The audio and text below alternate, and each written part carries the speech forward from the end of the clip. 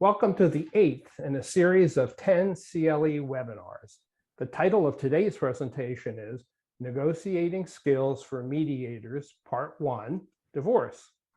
It says that because in the fall we had one on civil, and we expect that there will be a Part 2 for each civil and divorce next year. The presenters are Ken Neuman and me. Ken and I will be presenting several techniques that he uses, and ones that I used before my retirement. We want to have your thoughts and questions as we go along, so please raise your hand if you want to ask a question, you want to make a comment, and please do not use chat or Q&A because we will not be looking at that because it's really too difficult for us to field. Look at 3 different places for questions. So with that very brief introduction, Ken, you're going to start, as I understand. Okay. Hi. Hello, everyone. I can't see you, but you can see me, I take it. And we look forward to questions. We'll see your questions because you'll raise your hand, and then I'll unmute you. I'll actually say you can ask your question, and then you'll unmute yourself and you can ask your question, and then Carl and I will respond to your questions. I wanted to start, and thank you for inviting me to do this, Carl. I enjoy these NJAPM presentations very much, and I enjoy attending all of the offerings that we have here at NJAPM. Now, one of the things that I want to start with, because the importance of it you can't mention this enough from my point of view. We had a basic training yesterday on divorce, and we invited people to come to this. And one of the things that I think is important in terms of techniques, before you get to techniques, I really want to talk about the issue of impartiality and bias first, as a real it overshadows all of it.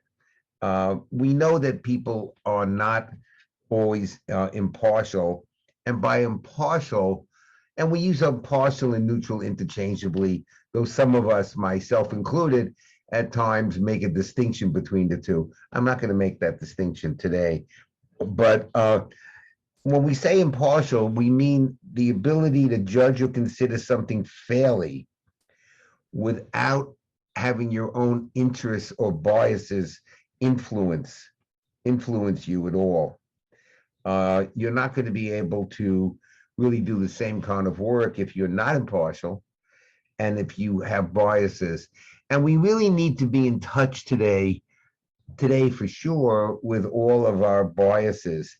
And a bias, we mean a prejudice in favor of or against one person or thing compared to another, usually in a way to be considered unfair. A prejudice is really an enhanced bias where you form an opinion beforehand that is not based on reason or actual experience or research, and you really just use that prejudice all the time. It's not a secret that we say that certain people, certain judges perhaps, have certain prejudices about certain outcomes. And so you really need to be in touch with your bias. NJAPM has done a number of seminars on this. We continue to be focused a lot on the issue of bias, prejudice, and implicit bias. And it's very much part of what we all do today. And I think we need to really be very aware of it. One of the things I was, in preparing for this, I was trying to figure out what are the characteristics, having met many mediators, having trained many mediators. Everyone I know is a mediator, but not quite. But certainly we see different skills and qualities in terms of what mediators do. Certainly we deal with the impartiality issue and the bias issue. We get to be in touch with that. And then we develop different techniques. We're calling this negotiating skills for mediators. And we develop techniques in a sense, I guess now that I'm thinking about it, we develop techniques that suit us. The techniques that I've developed, that Carl has developed, that you are developing, that you have developed, are techniques that work for us. They either suit us or they work for us. And I think that's going to always be the case. But there is a question of what really is an effective mediator. And I gave this some thought, because anyone can be a mediator and people mediate all the time. But what makes someone being an effective mediator? When I look through various things that were written in my own notes and my own thoughts, and an effective mediator, when we say effective, we mean someone who gets the job done, and the people who he or she works with, who they work with, report back a satisfactory outcome. We ask people to rate their mediation experience, and we see that it varies. Not everyone is as happy with the outcome. In fact, an effective mediator has many skills. One, they have personal, what I call human relations skills. They know how to relate to people. If you don't know how to relate to people, you're going to be at a real disadvantage here. And along with your human relations skills, being able to relate to people. And some people are awkward, some are better at it. We all have various pluses and minuses. You also need to be professional. I think a mediator, I see that as a very professional job, a professional way of presenting ourselves. You need to be professional. You also need to be sensitive. And here was one I found, which was interesting. You need to be street smart. Now, I didn't really bother looking up what we mean by street smart, but actually, and Carl's smiling and I'm smiling, some of us are more street smart than others. Now, maybe it just comes with being older. I don't know if I was so street smart when I was 12 years old. Probably not. I feel I'm pretty street smart now. And you need to be a good communicator. The reason I was smiling is because my wife was born in Brooklyn. And well, I'm born in Brooklyn tend to be street smart. She's taught me a lot about being street smart. Carl, you're absolutely right. And I was born in the Bronx, and certainly we were street smart there as well.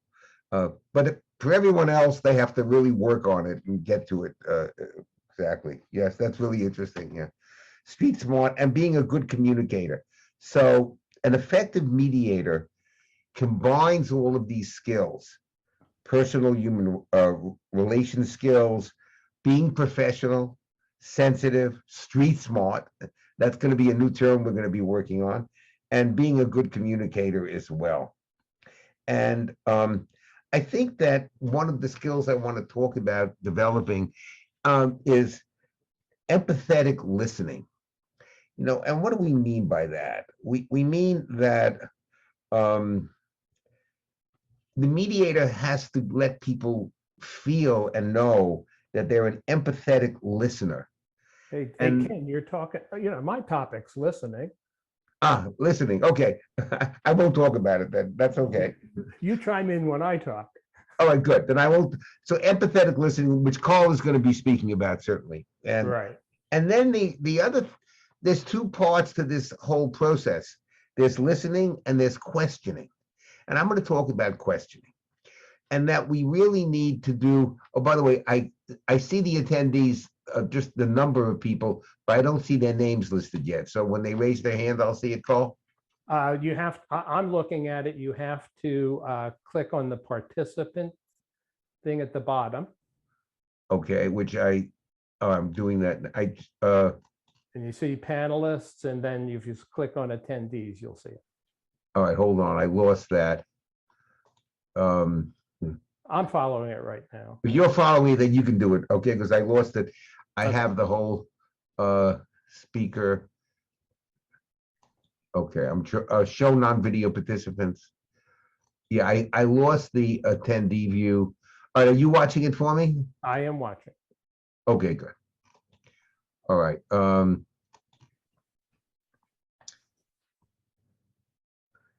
So questioning, I think one of the things that we really focus on is how do we ask questions? We start asking questions very early on in life.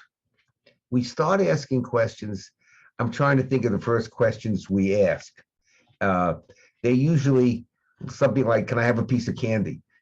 We start asking questions very early on, and it's good to watch children. If you want to really learn about questions and how we develop learning questions, next time you're around very young children, spend a little time observing them and see how children ask questions. They do not ask open-ended questions. They ask really direct questions like, um, can I have a piece of candy? Uh, can I watch this? Can I go out? Children do not ask open-ended questions. So we start off in life not learning how to ask open-ended questions, but in fact asking very specific questions, very narrow questions. As mediators, we want to elicit responses. We want to elicit responses from people.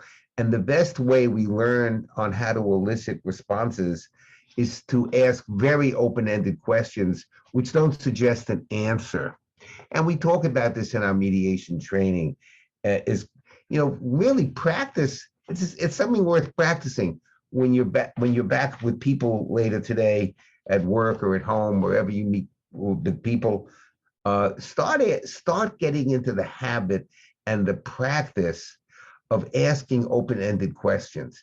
Now, without sounding ridiculous, of course, when you ask them. So we ask open-ended questions, and we want to ask these questions not to get a yes or a no answer, though there are questions that we really do need to get a yes or no answer.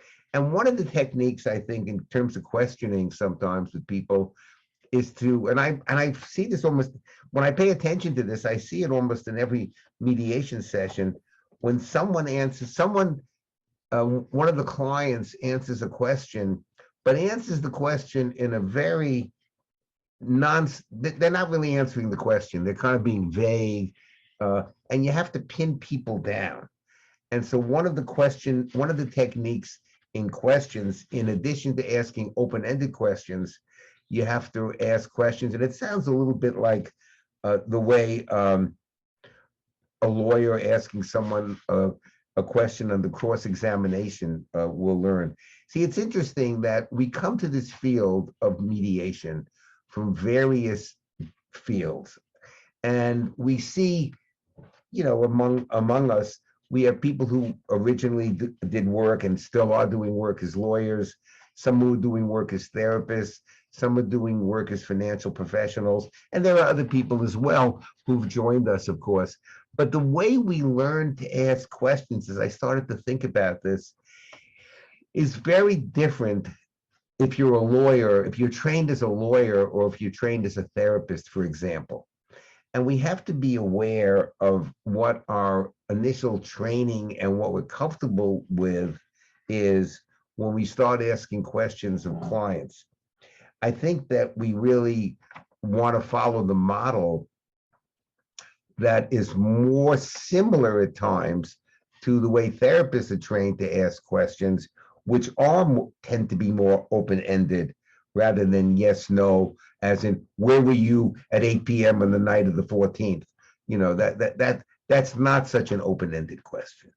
It's a very direct question. So one of the things that we want to do in our asking questions is to learn to ask open-ended questions. And maybe if we have, you can practice this with a colleague, a friend, a family member. Practice asking open-ended questions, and that technique goes a long way.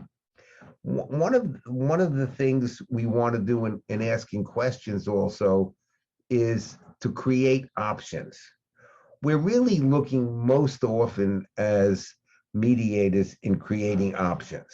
So let's take a not unusual situation of people need to have a parenting schedule. People need to work on a parenting schedule.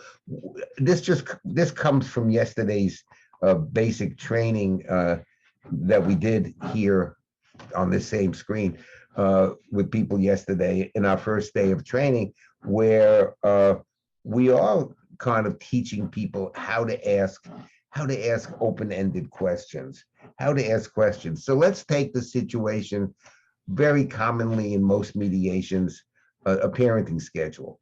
So what would be the first question? What would be the first question that we would ask someone? Think about that. Oh, someone I just saw said I'm from the Bronx too. That's really great. Thank you. I saw that in the chat, but we're not using the chat except for things like that. Well, welcome. So we really want to start asking, let's take the parenting schedule situation. So what would be a first open-ended question? How open-ended can we really make a question? How open-ended can we make a question? And I guess that's a place to start. If we start with parenting schedules, you might say, what I might typically say is, the people are still living together and they're going to be separating. And I might say something to the effect of, have you two spoken about a parenting schedule going forward? Not a complicated question. Have you two spoken about a parenting schedule going forward once you two separate, which I understand is going to be on June 1st. They're separating June 1st. And now, when I ask that question, of course, I don't really know the answer. And this goes, I think, against what we're trained as lawyers, which you hear this, I don't know if it's true, but you hear it, is don't ask a question for which you don't know what the answer is going to be. Is that true or not? I don't know. But that is true. That is true. That's right. It is true. That's because lawyers are telling a story by asking questions. They want to control the narrative, right? The narrative hasn't to conform to where they want to go. Mediators don't want to go anywhere specific. They want to go where the client. Right. It's good point, Carl. Thank you. Yeah. So it is true. I did know it was true. It is true that in fact, you shouldn't ask it because you want to control where it's going. So you got to really ask a question that will suit where you want to take it, of course. Right. However, as a mediator, so lawyers have to be particularly careful about this because you want to do kind of the opposite almost. You want to ask a question which you don't know the answer and is very open-ended. So the question, have you two spoken about parenting schedule or arrangement going forward once you two are going to be separated on June 1st? And the answer, I don't know the answer. The answer is either yes or no. Now, and then you start going in different directions. If the answer is yes, then there's only two possible answers. Yes, I believe. You could make up other possible answers, but it's yes or no.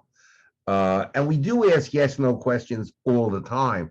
I ask yes or no questions frequently.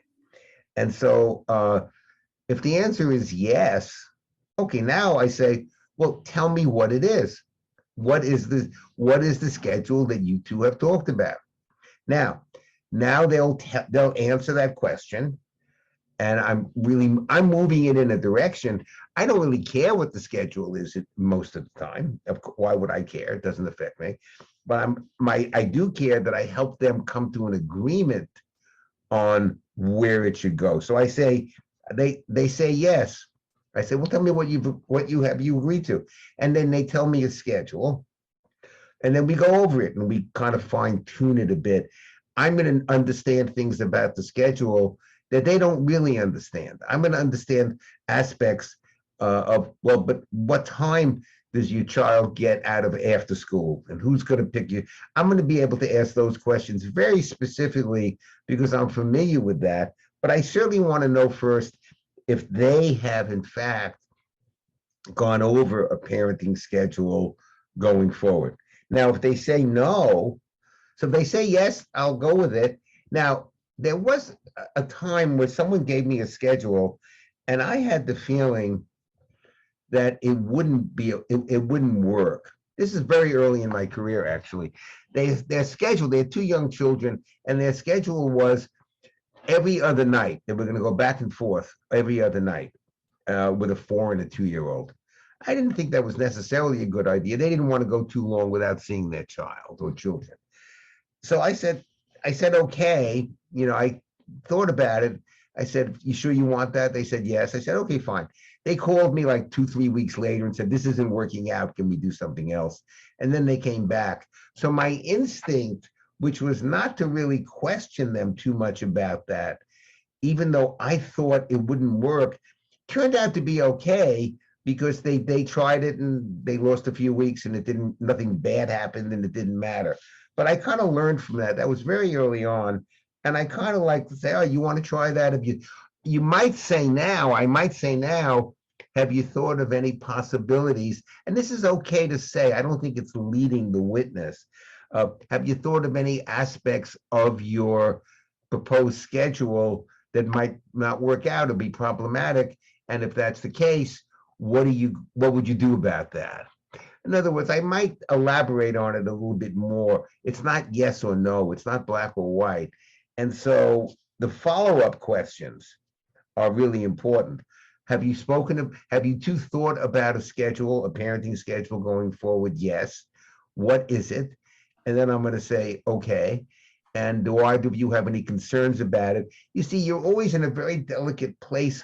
Anytime you ask a question, it has weight to it. Hey, if he's asking, do you see any problems in it? He knows, he's been doing this a long time. He must think there's a problem.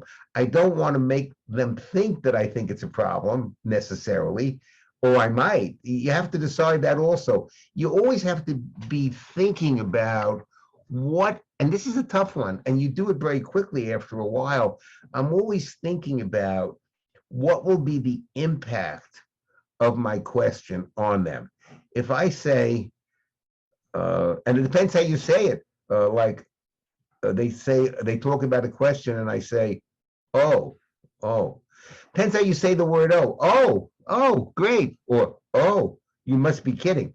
So how we respond to people when we ask a question, we follow up, is really quite important.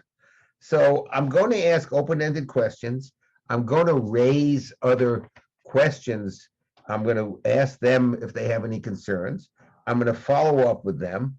I'm also, as part of my open-ended questions, I'm going to help people very often create options. One of my questions will be a question that helps create options. I'm always trying to help people do that. Well, let's look at what we haven't talked about, a parenting schedule once we separate with their 4 and 2-year-old. We'll use those years. Well, I then start saying, this is a real skill one has to develop. And this is where I also use a whiteboard. And you can use a whiteboard on the Zoom screen as well, once you get familiar enough with it. So I'm going to be asking questions to create options. I'm asking open-ended questions. I'm asking questions to create options. I'm sometimes asking yes or no questions for which you have to answer yes or no. There are no other possible answers. I'm helping the couple develop their plan going forward by the way I ask the questions. And I think the developing options is a really important skill that we need to work on as mediators.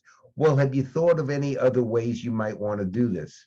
Have you thought of what you're going to do on long weekends? We're always asking questions to expand on one level, to expand the universe, and then to contract the universe as well, to get them to an agreement. We're expanding and then we're contracting. Think of it that way, expanding and then contracting. We want to get a lot of things out there, and then we want to try to limit them and come up with a solution. When people do that, and they're part of that process of expanding and contracting, they then own it. And when you own something, we know that you're much more likely to go along with it, to make it work, to be committed to it. So I found that technique of open-ended questions, expanding things and then contracting things, is a technique that I've developed that really works with most couples. in most situations. And of course, we all are going to be using our own techniques and who we are to do all these things. And again, remember, we're being professional. We have to have good human relations skills. We need to be sensitive. We need to be street smart, even if you don't come from Brooklyn or the Bronx. And we need to be good communicators. And we need to work on all of these things. And as mediators, these are the skills we have.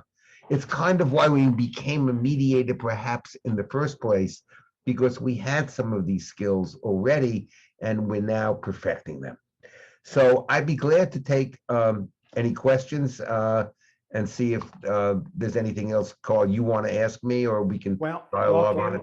Since I was planning on talking about asking questions, that was one of my topics. So let me elaborate a little bit more on some of the parts that you talked about. Okay. Sure. So let me just give a list of some of the open-ended questions that you might be asking.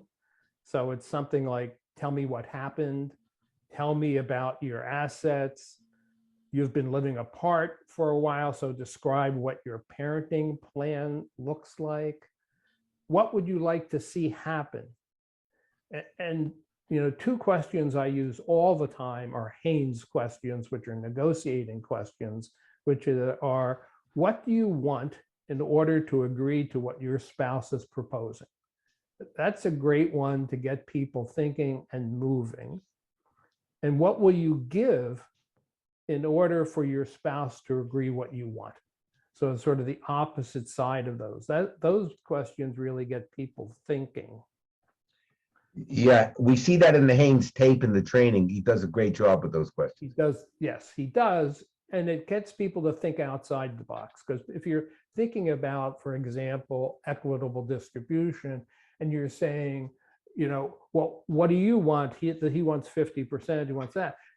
You know, you can expand that question out. What you want doesn't necessarily have to relate to equitable distribution. It can relate to alimony. It could relate to child support. You may want something entirely different than what you're actually talking about. But that's unimportant. That's what the person wants. And if it's necessary to move it ahead, that's all fair game. Okay. Now, are there some questions you shouldn't be asking? Open-ended questions. So here, let me throw one out and you tell me what's wrong with it. How do you feel about what your spouse just said? What's wrong with that, Ken? Well, I started laughing as to what I think my answer would be or what someone else's answer would be. And it invites a really, like, I can't believe that he would ask such a stupid question, or I can't believe he would say that. In other words, he said, it invites, I don't want to ask a question that invites a response that will be harmful to the mediation process. Right. What you're asking for are feelings. As mediators, we can't deal with feelings. How about if the person comes back and says, you know, I'm really depressed, I'm terribly angry, he cheated with me, and I have all these deep emotions. Now, what are you going to say as a mediator? You're not a mental health professional. You're not going to actually help that person deal with those feelings, so don't ask for them, right? Don't ask for them. Exactly. Another one. What you sounds reasonable. What you said sounds reasonable. The mediator says that to one party who's making a proposal. What's wrong with that one? Well, you're taking a side right away with that person, and you're joining with them in a way, and it's an evaluation. I would really want to know what the other person thinks. Well, how do you feel about that? How do you think about that? How does that work for you? Sure. Will that be good? Can you see doing that also? I don't want to give any indication that wow, what a great question. Your questions are brilliant. Yeah. Yeah, right. So if you're saying that person sounds reasonable, sort of by definition, the other person must be unreasonable. So you can't ask questions that have any bias in it, any judgment or anything. And these are easy to do without thinking, because we're just trying to say something as opposed to, I understand what you're saying, or I hear you, those kinds of responses which are neutral. Okay. Now, here are some questions that I think people have feelings about, and I don't think they're right or wrong. At least one of them.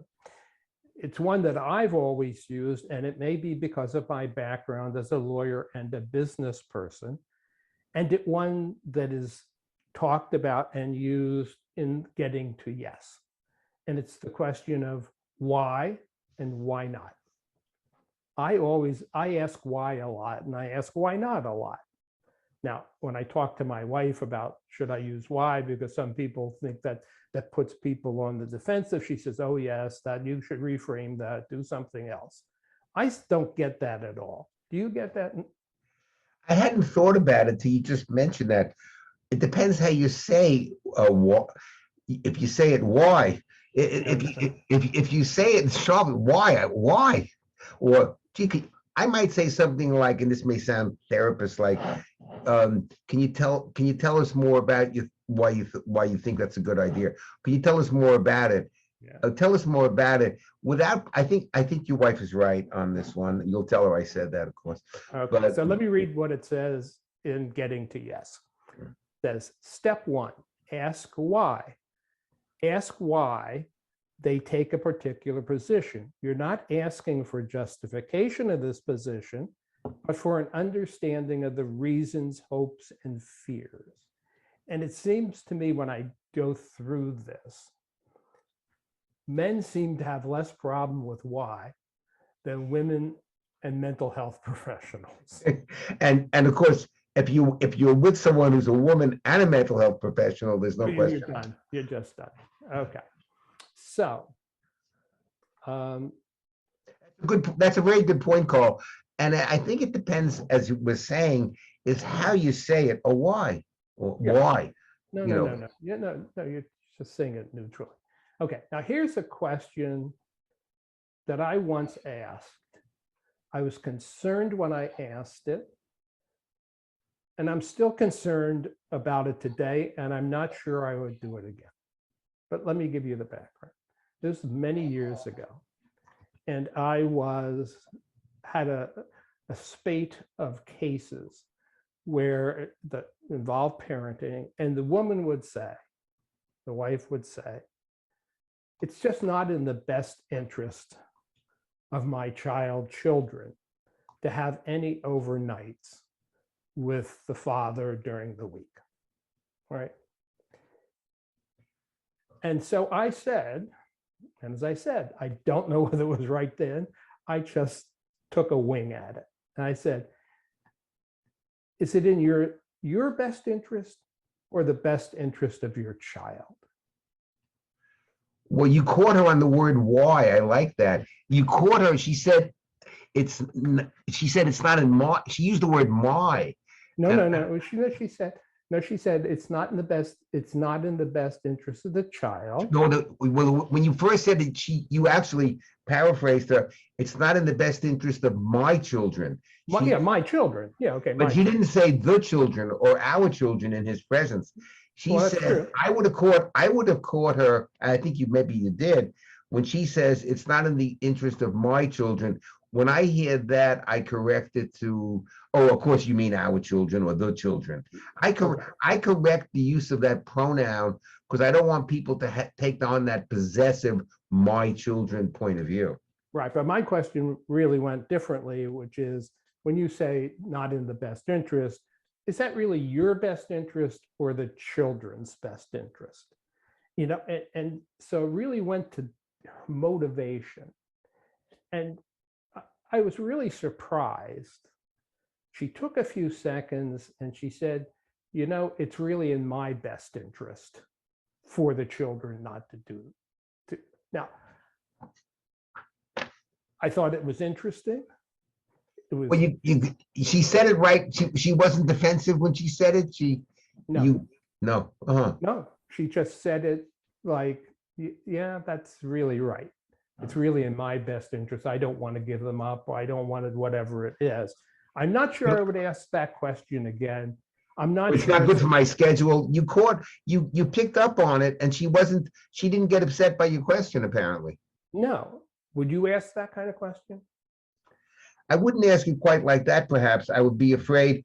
It depends it depends on your tone and your delivery. Oh, do you mean you? Yeah, I might ask it, but or I might ask it in a slightly different way. But it turned out it was fine. She didn't get upset by your question. She No, didn't get defensive. So it worked. It was fine. it worked. No doubt it worked. I was concerned it might not work in the future and it might go badly, but it got the result that I really wanted, which is, yeah, we got to she rethought what the parenting plan was going to be. By the way, before I forget it, today's attendance code is 6259. And Ken, you talked a little bit about closed-end questions. You know, and we do that all the time. But I think there can be especially good places to use closed-end questions. And let me give you a couple of examples.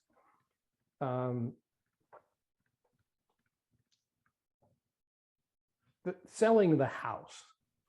You know, people can go around forever about whether they're selling the house. And in many cases, it's the only viable alternative. There just isn't any other way to make it. And yet they just talk and talk and talk. You know, and it, you know, it becomes very repetitious. They go around, they've explored all the options, and yet they can't come to it. So a closed-end question like, is there any other financially possible alternative other than selling the house? Good question. What I'm trying to do is bring it to a close, right? They've talked enough, you know, they know everything. You know, how else can you bring it to a close without saying something that is, you know, you just have to decide this now. It's just another question, but it's closed end. Or to force a person, to force a different type of situation. For example, you seem very angry, which is normal for people going through a divorce. I mean, most people are angry. But do you think your anger is preventing you from reaching an agreement that's good for you? You've asked that question, you said. Yeah. Well, you see, it's more than a question.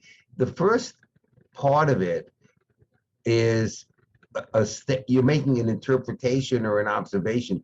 You seem very angry is what you seem very angry. Right.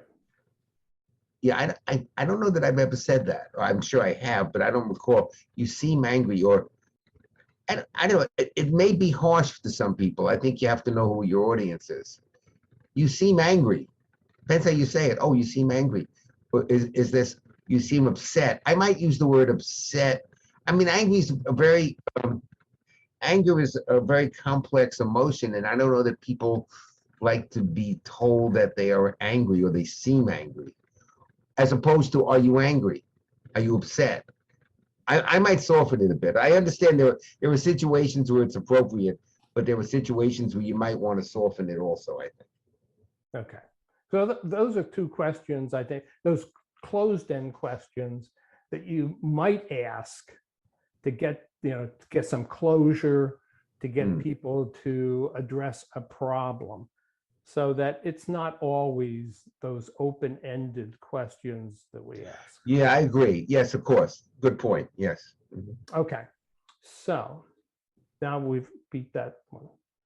Now I'm going to talk about listening. You took two of my topics, Ken, so. I'm sorry. Okay, so let's go to listening. I'm going to put up the screen share for a moment.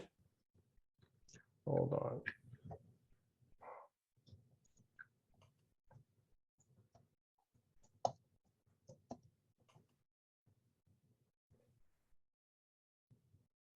Hold on, where am I? Oh, it's over here.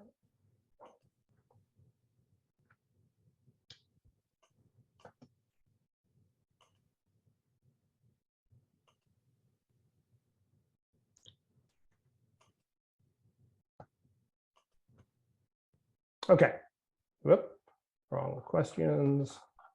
Listening. Okay. So what I did was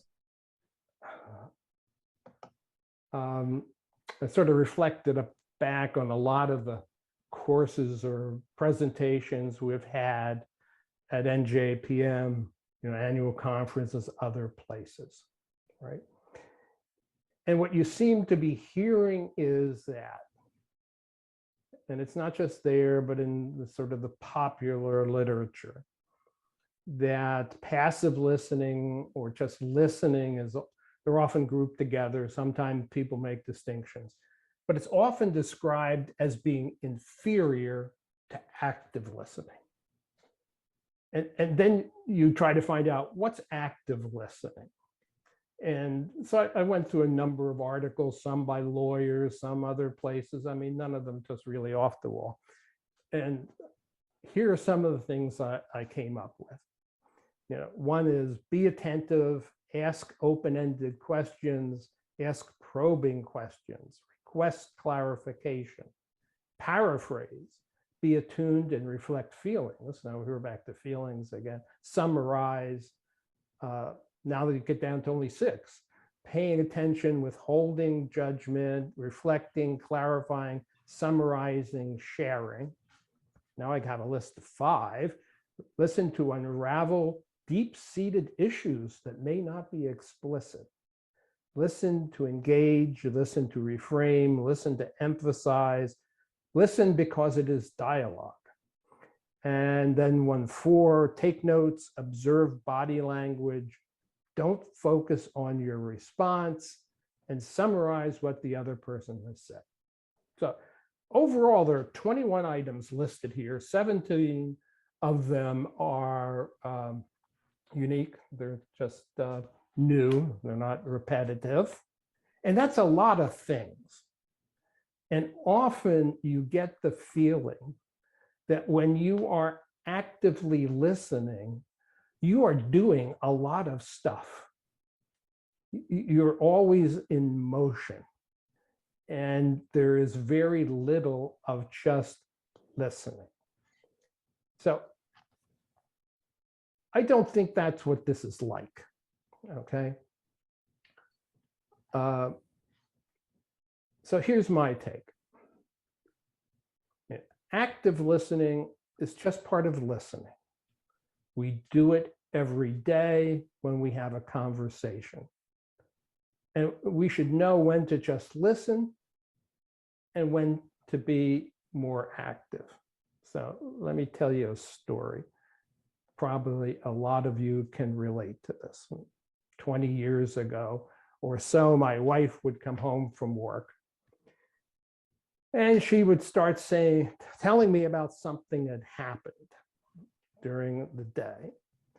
And I would start asking questions and probing questions.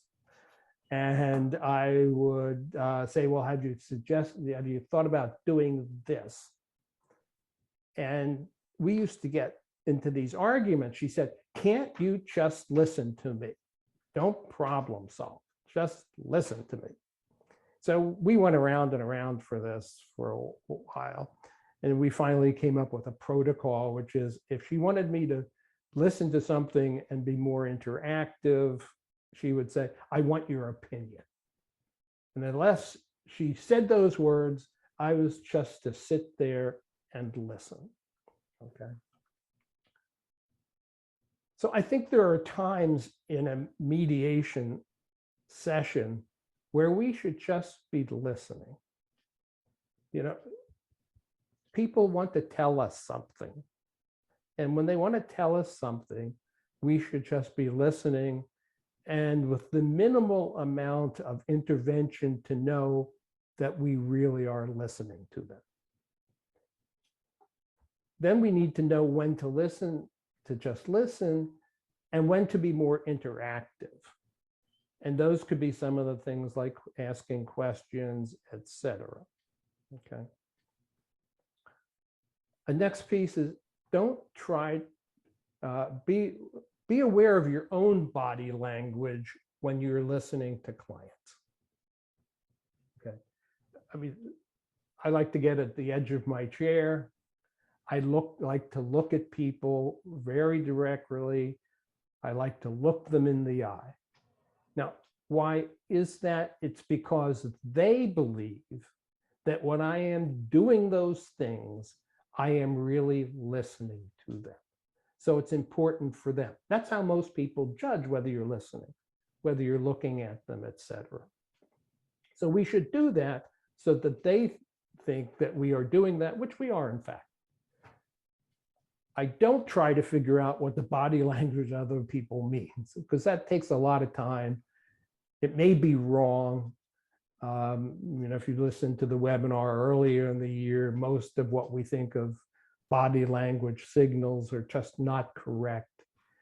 And it does a couple of things. One is it's taking time out of our thought process, thinking about something that probably has no relevance, when we can be more intently listening to the person. So as much as possible, we've got to get everything out of our mind other than listening. So it's like thinking about the biases, or thinking about body languages, or thinking about the next question I'm going to ask, or the line of, if we get all of that out, we have a better chance of just listening, okay? Take limited notes with parties' permission, because people think at times, if you're taking copious notes, you're not really listening in a sense. You're writing too much. I don't know. They can get disturbed by that. As long as the parties are engaged in productive conversation, don't talk. We all want to talk. We all want to say that's our role. But if they're doing it themselves, I think we just need to be quiet. And when we are being more active, that we ask questions, we loop at times. Looping is when you're reflecting back to the person what they are saying. I find excessive looping can come across as annoying and condescending. I don't like it, but that's me. Other people, the clients, may feel differently about it, but I think you have to be careful. I was once in the 40-hour course doing a role play, and everything that each party said, the new mediator would loop. It was like triangulating. One party said this, the mediator said it back, and then the other party, and it went all through the mediator, which is not the point of this, right? We do that when it's necessary. We restate, reframe, summarize as appropriate.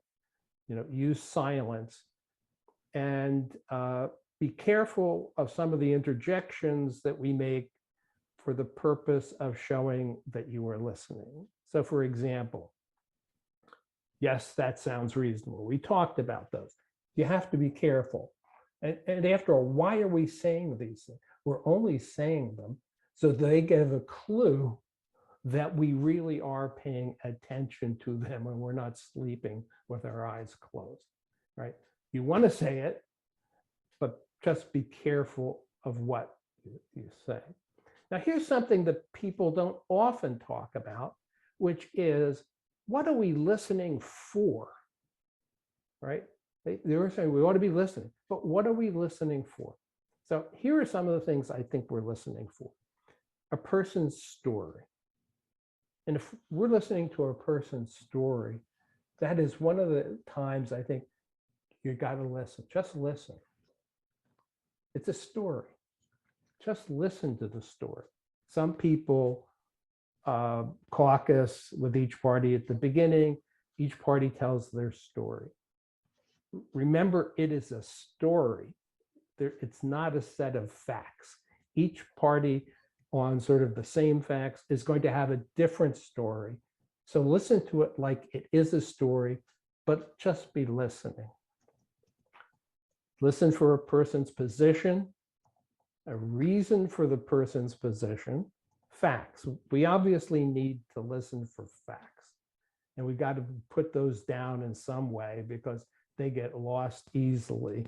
We want to put, for example, on a whiteboard or some other device nowadays so that we can see them and people can reflect on them. We ought to be listening for a person's emotional level or the party's emotional level, not because we want to deal with their feelings, but we may want to take the opportunity to tamp things down, right? If it's getting too emotional, we may want to take a break. We may want to switch to a different subject. We may want to do something so that it doesn't just blow, right? So we're sort of listening for that as well, the emotional level. We're also listening for agreement. It's amazing how many times that the parties, some parties will be discussing something and one party will say, okay, I'll do it. And the other party just keeps going. You know, just talking as though they haven't already reached, the other party hasn't already agreed, right? You've got to be listening to those things that are agreement to point it out. And sometimes the mediator even misses, if you're not listening really carefully, that the parties have agreed, okay? I've seen that in the business world where people keep talking, the deal's done. You have to say, no, the deal's done. People have reached it, okay. But here's what's really important is where you have disagreements or impasse, okay? And there are lots of clues, and they're tiny clues sometimes, really small little statements or something that says, okay, I'm ready to move, or I have some movement. And it could be something like, we tried that before. Well, if you tried it before, tell me why. What didn't work that time? Or I would, but I might if I need something in return, maybe if I don't want to get locked in, I can't trust you. I'll never do that. I love absolutes because you can move people off of absolutes. And once they move off an absolute, then you have something to talk about. Okay. Now, anything that I find that are these little things that indicate that there's a possibility of movement, I stop where I think we were going, and I really bore in on that because that could be the secret to the resolution, right? So that's my call of action. I stop and I act on those. And because if you just have your agenda and you're passing by them, either because you didn't hear them or you're thinking it's going to happen at a different time, I think you're missing the big opportunity to really make a big change in what's happening. Young mediators always miss this, almost always, because they have so many other things in their mind. They're not experienced. What else do you expect? That's why they're called the new. But there are too many things in their mind, and they are not really picking up on those small little things. So Ken, what are the things that you're listening for that make a difference? Well, I'm always looking for common places where I can get the parties, where I can get the couple to reach agreement. They're over here, but I'm looking for places that get them closer to agreement. I'm always looking for an opening that I can use to bridge the gap. You need to be creative. You need to listen to what they're saying. I need to say, and using Haynes's great lines, well, what would you need for you to agree to that? Let's take a relocation case, which I've done many of somehow, with people around here relocate a lot. And what would you need from him or her for you to agree to that proposal? What would you need? I hear it. What would you need from the person? I'm always trying to close the gap, and not typically make suggestions myself. It's much better, though mediators can make mediators can make suggestions, of course, and we do. I try not to, if possible, letting it come from one of them by using what one of them said and say, God, what would you need to make that work for you?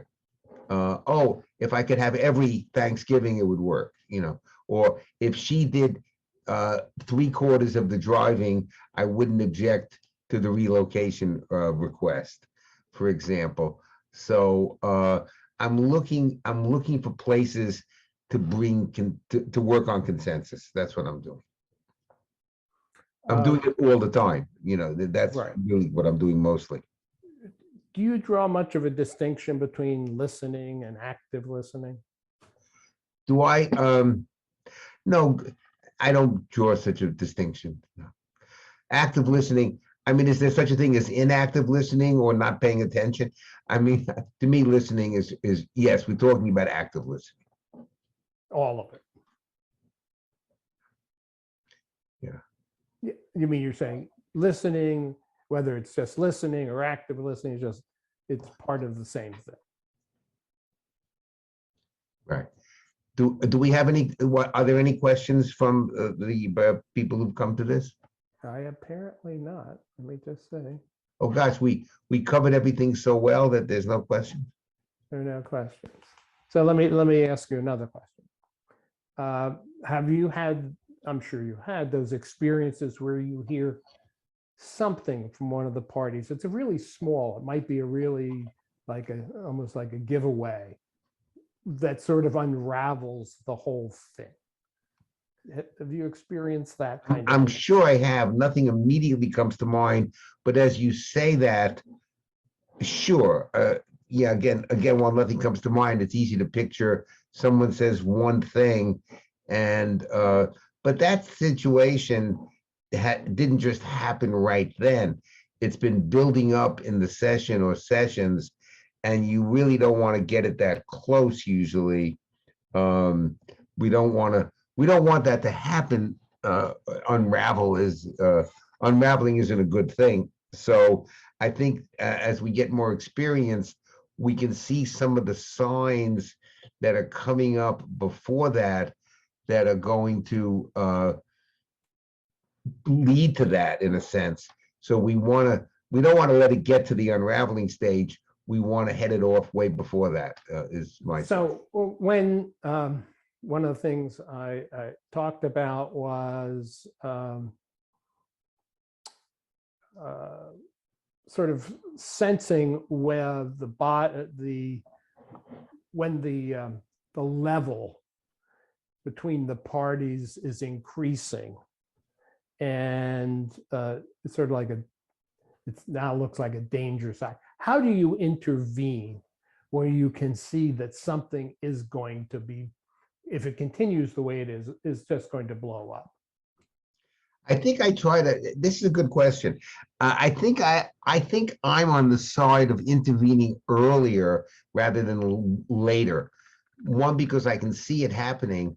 And if I see it happening, if I see this traffic way ahead, or I have it on my device that there's traffic way ahead, I'm going to try to get a side road and get around that and not just head right into it. So I think that's a question of listening to what's going on, knowing the way this particular couple, as it were, relates to each other. And if I see it coming, I'm going to try to shift it earlier. We all know this. We do this in everyday life as well. We can see where it's going. And if we see it's going to a bad place, I would tend to try to move it off way before, not let it get that close. That would be my be more specific than getting it off. What would you do? I see that one person is getting impatient with the other. The way they're sitting, the way they're looking, they're frowning. I see that they're not saying anything. For example, this is, of course, on Zoom. We've developed somewhat different techniques.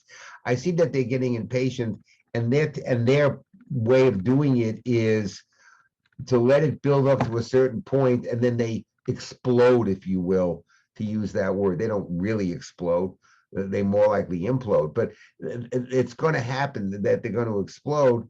And I'm seeing that is going to happen. I start getting away from it earlier on, and I'll say to one of the parties, gee, is there another way you can say that? Or are there any alternatives? Or I'll ask the partner, do you have any response to what she is saying? Or do you have any other ideas?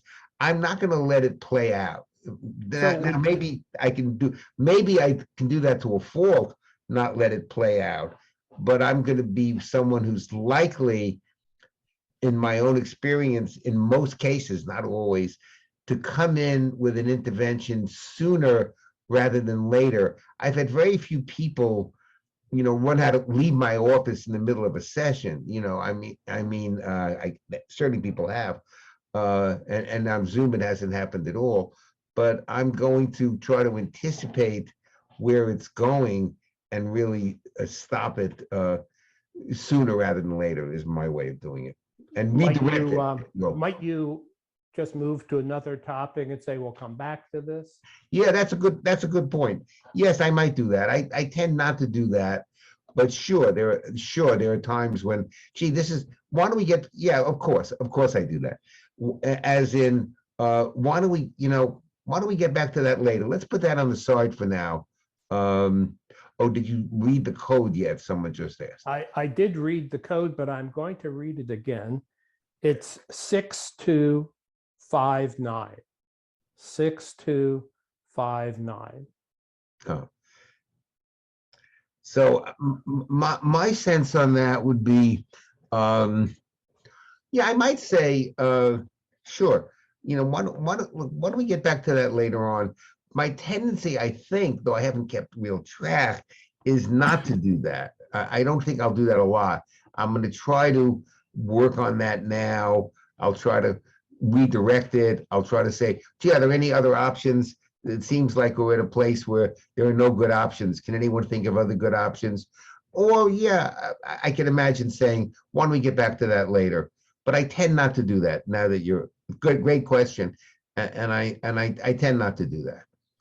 Okay, we're just about at the end. I would just like to make one comment, which is, for so many years, I was the head of the 40-hour course, and I still taught in it, still do teach a little bit in it.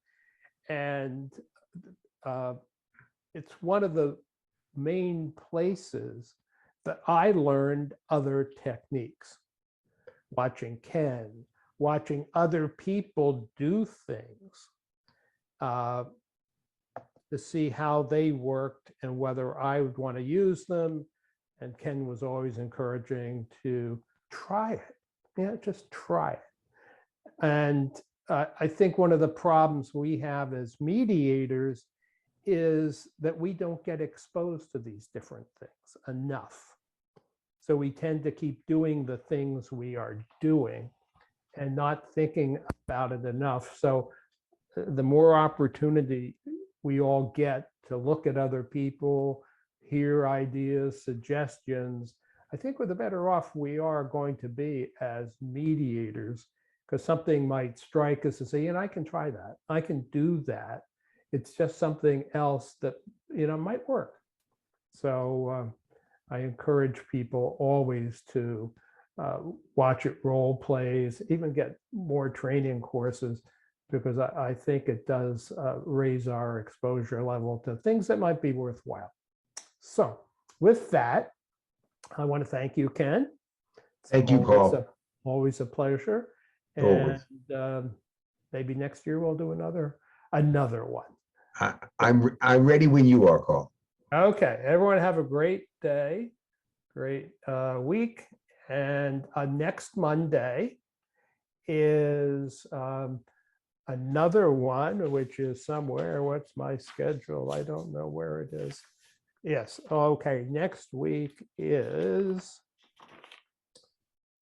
May 2nd. How to handle the most difficult divorce mediation issues.